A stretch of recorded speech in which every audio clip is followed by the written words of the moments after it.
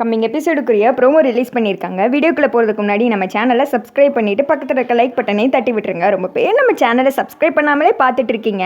நீங்கள் சப்ஸ்கிரைப் பண்ணுறதால எனக்கு கொஞ்சம் மோட்டிவேஷனாக இருக்கும்ல. ஸோ கொஞ்சம் ப்ளீஸ் பார்த்து சப்போர்ட் பண்ணுங்கள். வீடியோ வந்துட்டு வேறு லெவலில் இருக்குங்க.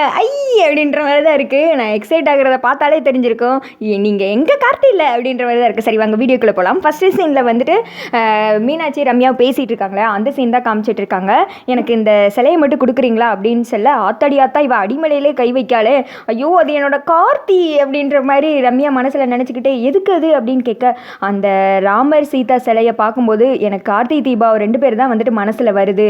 அவங்க ரெண்டு பேரும் இந்த மாதிரி தான் மனமுகந்த ஆத்மார்த்தமான வந்துட்டு தம்பதிகள். அவங்களுக்கு வந்துட்டு இந்த சிலையை கிஃப்ட் பண்ணால் ரொம்ப சரியாக இருக்கும், இது அவங்கக்கிட்ட இருக்கிறது தான் பொருத்தமாக இருக்கும் அப்படின்னு சொல்ல, ரம்யா வந்துட்டு ஒரு மாதிரி பார்க்குறாங்க.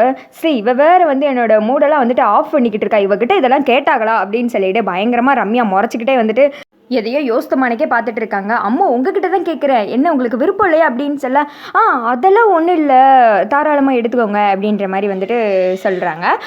அடுத்து வந்துட்டு ரம்யா மனசில் நினைக்காங்க, இவ ஒருத்தி ஏன் தான் வீட்டுக்கு வந்தாலோ எனக்கு இருந்த சேலையும் பிடிக்கிட்டா கடைசியில் இந்த சேலையும் வாங்கிறாளே, ஐயோ இவத்தோட தாங்க முடியல அப்படின்னு சொல்லிட்டு நினச்சிக்கிட்டே இருக்கு. அப்போ நம்மளோட மைண்ட் வைஸ் அடிக்கடி இந்த மனசாட்சின்னு ஒன்று வந்து போகும்ல, ஐயோ ஆஃபருக்கு ஆர்டர் போட்ட ஆஃப் ஆயில் மாதிரி ஒரு பக்கம் நல்லது பேசும் ஒரு பக்கம் கெட்டது பேசும் தான் மனசாட்சி பார்த்துருக்கோம். இது பேசுறது எல்லாமே கெட்டதாக தான் பேசுது.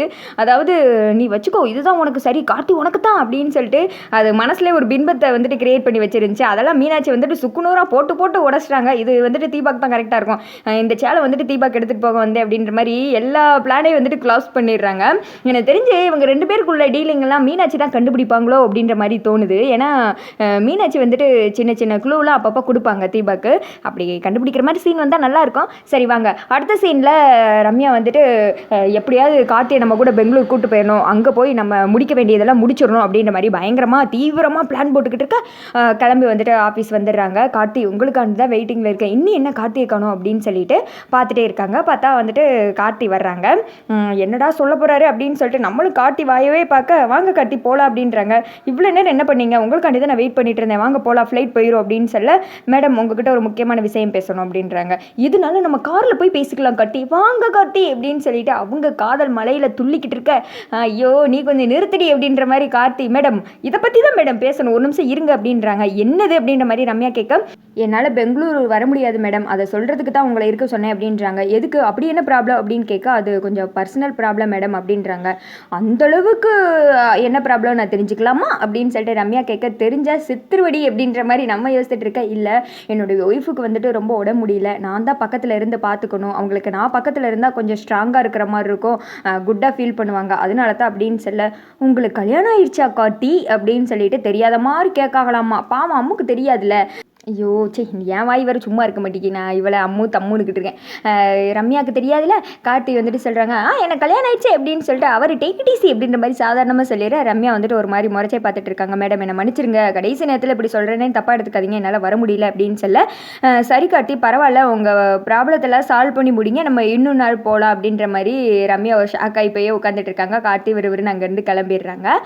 சே நம்ம பிளான் எல்லாமே சொதப்பிடுச்சே அப்படின்னு சொல்லிட்டு பயங்கரமாக ரம்யா வந்துட்டு கோவத்துக்கு உள்ளாயிடுறாங்க. ஐயோ அடுத்து இந்த பார்சல் வந்த வெட்டுக்கிளி அடுத்து என்ன செய்ய போகுதுன்னு தெரியலையே அப்படின்ற மாதிரி தான் நம்ம எல்லாம் முழிச்சுக்கிட்டு இருக்கோம்.